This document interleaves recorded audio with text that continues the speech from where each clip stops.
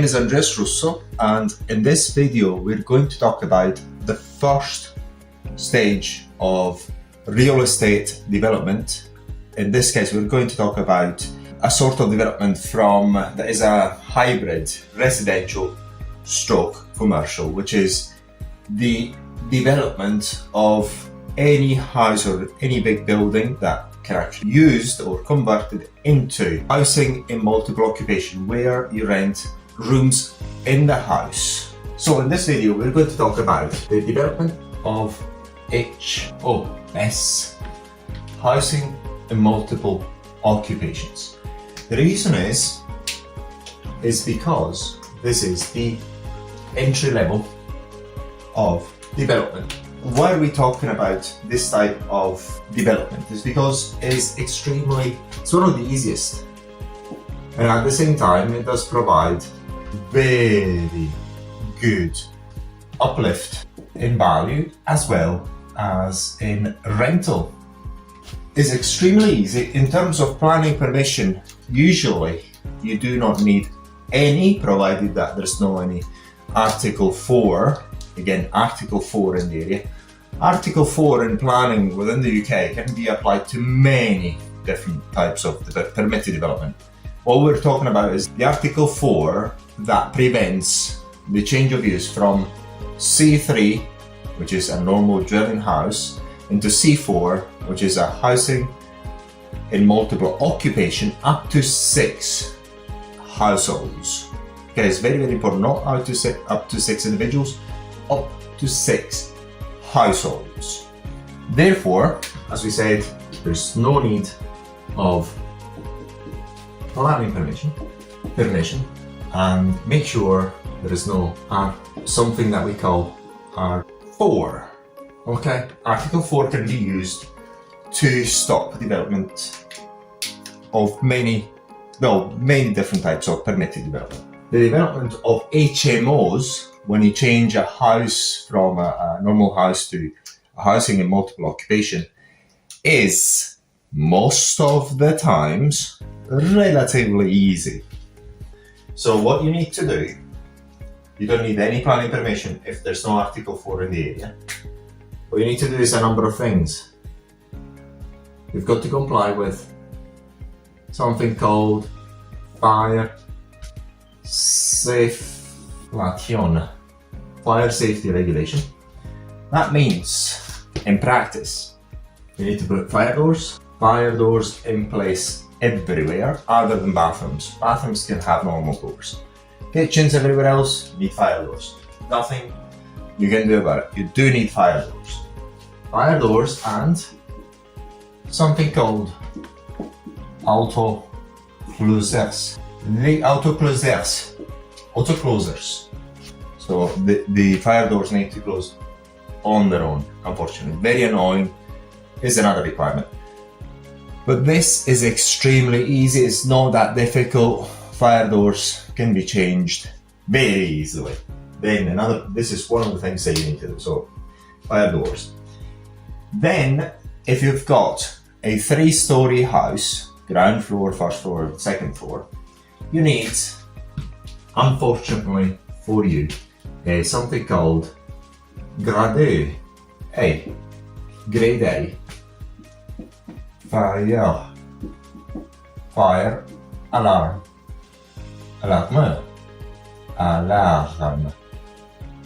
Alarm system.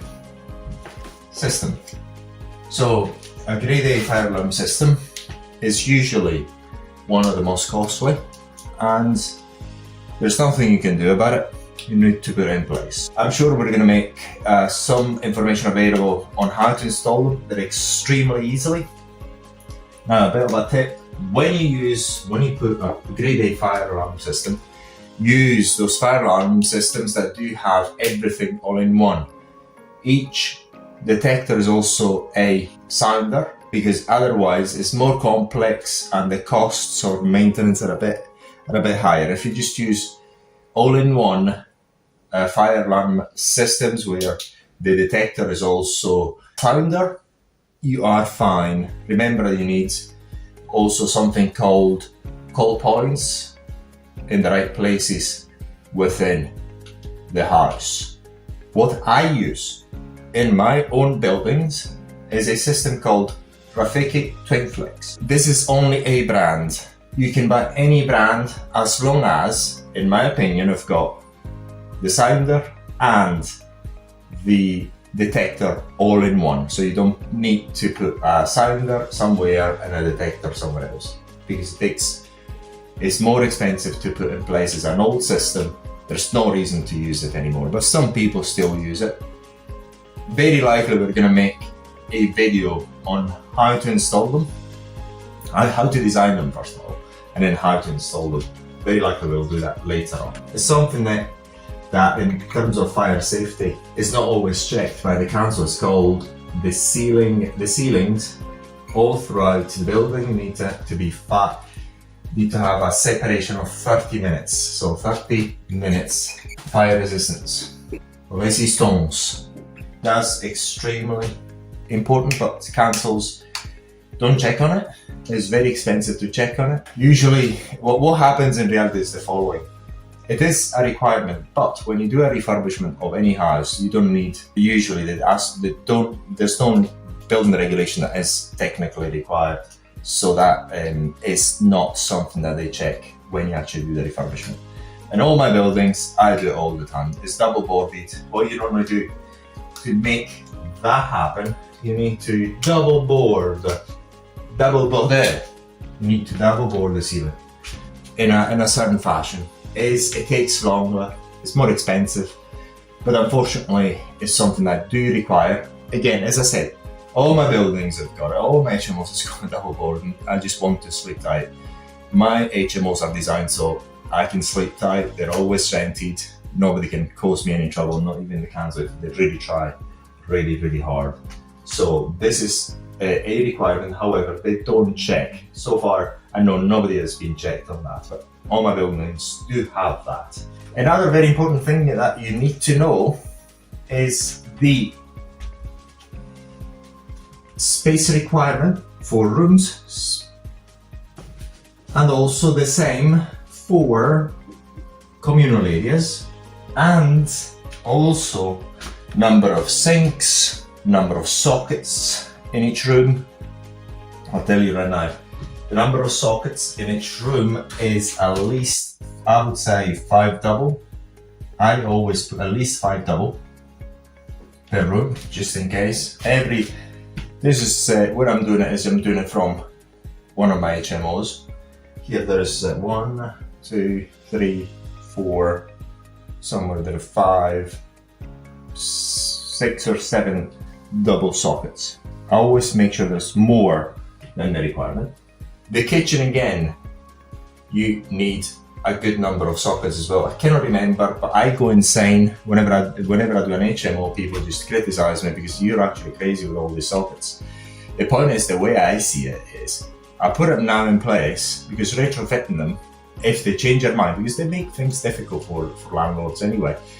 It's so tightly regulated, normal people cannot get in. So that's what they do. So all my HMOs, since the first one I've done in 2009, they've got insane number of sockets. It's just well over. Some of them have got, at least in this kitchen I've got 10, I do not know. I cannot remember, but I can actually, I could show you around now. Let's do this. I'll show you around how many sockets we've got here. So this is the solid. This is me. So this is the kitchen. Okay, so 1, 2, 3, 4, 5, 6, 7, 8, 9, 10, 11, 12, 13, 14, 15, 16, 17. So 17 sockets. Double sockets.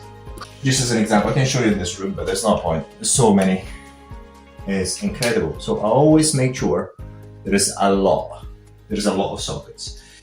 Also for the kitchen, you've got some regulations. You've got to read them all. Very likely we'll make another video, I'm not sure. You need a certain amount of sinks. If you go over a certain amount of households or people, you need 2 sinks. You need 2 washing machines, dishwashers and so on. Very easy things to do, but you've got to know in advance what you're doing. Developments, the starting point, I have started with is the development of HMOs. You've got very many advantages of doing it. You've got easy regulation to follow. It's very low risk. Usually these refurbishment are not that costly. Mine are dead costly. This one was over 100k, but I make them extremely nice. They're nice beyond measure. And also you do not have a lot of expensive things to do usually in this type of development stroke refurbishment. Normally, not in mine. In mine we actually go over the top. And it's kind of funny when they put this excuse out that they want to limit the HMOs because they cause deprivation. I mean, we've got jacuzzi and low standards of living. This is what the excuse is. It's complete bollocks. Most HMOs I know, they've got extremely high standards, and this is because it's not only me that does it. Professional investors like myself do want to have the house full. So what you do is you go over the top, because I personally want these assets to work without me. So I make them over the top in terms of standards. So once they're finished, it's hands off for me. It's very easy to let. They're all easy to let. They've got them a lower price, so people are always interested, and I get the best tenants. I've got zero problem. This is my strategy so far. Many other landlords seem to be doing similar things. I don't care what they do, but this is what I do. All my HMOs are pretty much full most of the time. 100% is ridiculous. Yes, and then about the communal area. Once again, you've got minimum standards, minimum size of communal area, depending on how many households you've got in the house. For 6 people, 7 and 8 households is a more sui generis HMO. In theory, you do need planning permission, but they're strict in order to acquire and make 7, 8, 9 HMO houses and still have mortgages on it, which is going to be subject to other videos. But again, if you want to know more about that and more details, download the book. This video is part of the book that we made. So all you've got to do is just go on the link below in the description, and you can start reading it, get that sort of knowledge that I think is going to be very useful to you.